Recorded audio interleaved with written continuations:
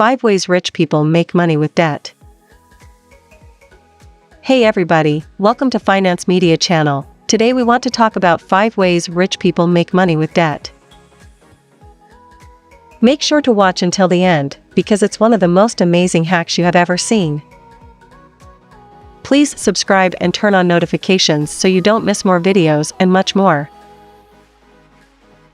There's a Chinese proverb that says, "Happy is the man with no sickness, rich is a man with no debts," and on a basic level, this is true. Debt, as most people know, it creates financial struggles since borrowing money, it's essentially taking money away from your future self. But now we live in a world where debt is everywhere and is a major part of our economy. Virtually everyone uses debt. The difference is that some will use it to their benefit, while others will misuse it. For many, the concept that debt can be good can be hard to grasp, because most of us only know one kind of debt, or what many people call bad debt. These are debts that come out of your pocket with high interest, like credit card debts, car loans, student loans that will take years, or even decades to pay off. To understand the positive side of debt, if you are new to our channel, then please subscribe to it, and click on the ring button, and update to our new videos. Let's understand how people use debt to build wealth versus how the average person uses debt. Most people see debt as a way to buy something they cannot afford to pay in cash, like a car or a house, and they will spend years or decades paying this debt to finally own. Debit simply means more resources to grow and accomplish more. One way people use debt to make money is to use it to expand or speed up their business growth. Some companies use debt to invest in the expansion of their business, like hiring new employees or opening more locations. Companies can also create debt with other businesses to get their products or supplies on credits. Number 1. Steve Jobs made his first big sale for Apple using debt. He managed to sell 50 Apple I computers to a local computer store called the Bytes Shop, but there was a problem. He didn't have the parts he needed to make those computers, and he didn't have the money to buy them either. So he went to a company that made computer parts and asked if he could get those parts on credit so he could build the computers.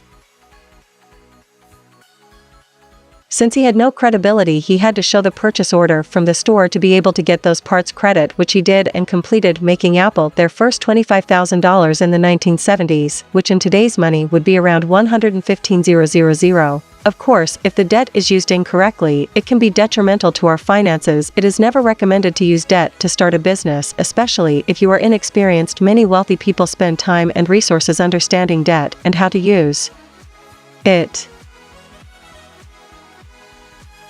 Number 2. Many wealthy people use debt to make money is by adding leverage to their portfolios. You see, most investors take their hard-earned money and put it into an investment portfolio to grow over time, but some take advantage of leverage, which means using debt in their investment portfolios to boost their earnings. For example, let's say that our friend Tom manages to invest $100,000 into an investment portfolio that produces a 10% yearly return. This means Tom will make a $10,000 return on investment. His friend Jerry also invests $100,000 in the same portfolio, but he adds a 35 leverage to his account, which means he has a total of $135,000 in his portfolio, $100,000 of his own money, and $35,000 of debt. With a market return of 10%, Jerry makes $13,500 instead of the $10,000 that Tom made. So Jerry's return on investment goes up to 13.5% instead of the normal 10%. This method, although able to produce higher returns, comes with higher risks.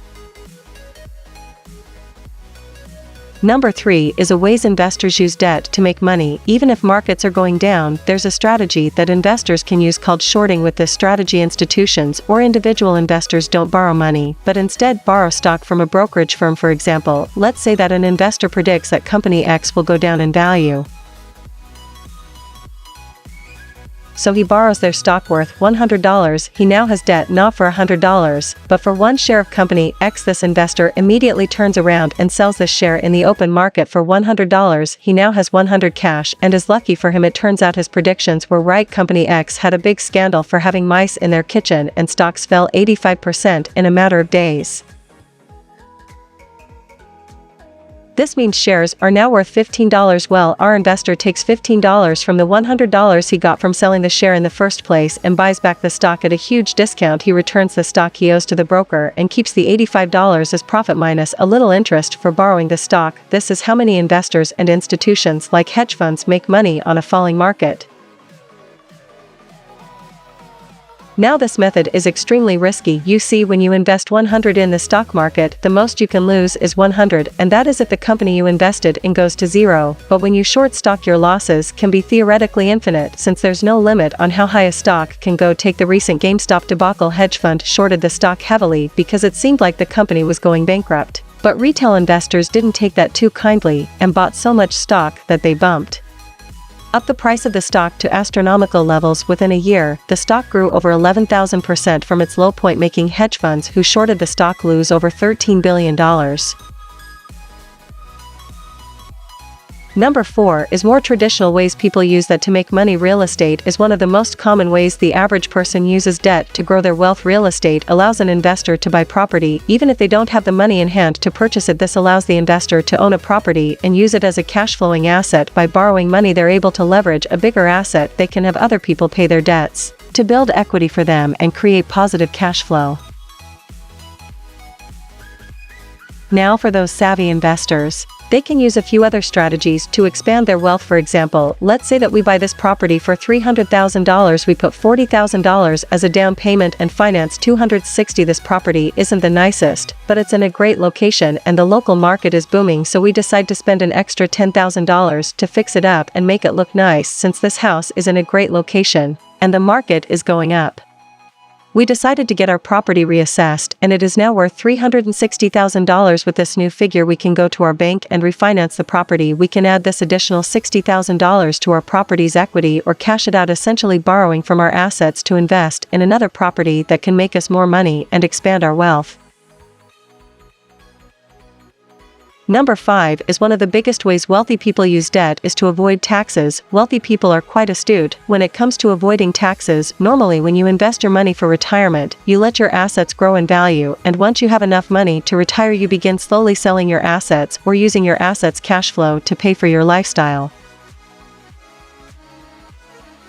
But this also means that you will have to pay taxes on this money if you buy stocks or real estate properties and begin selling them. When you retire, you will have to pay capital gains tax. Let's say that you worked very hard and now you have a $30 million real estate portfolio. You feel like you are ready to relax, retire, and enjoy the fruits of your labor.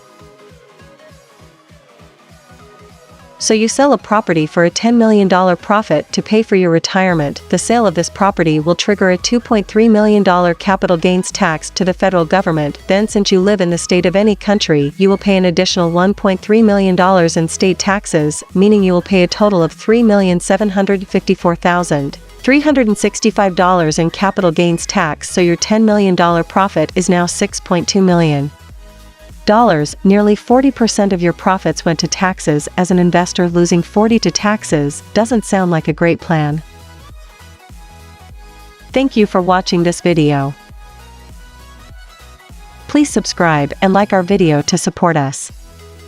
And turn on notifications so you don't miss more videos. See you at the next video.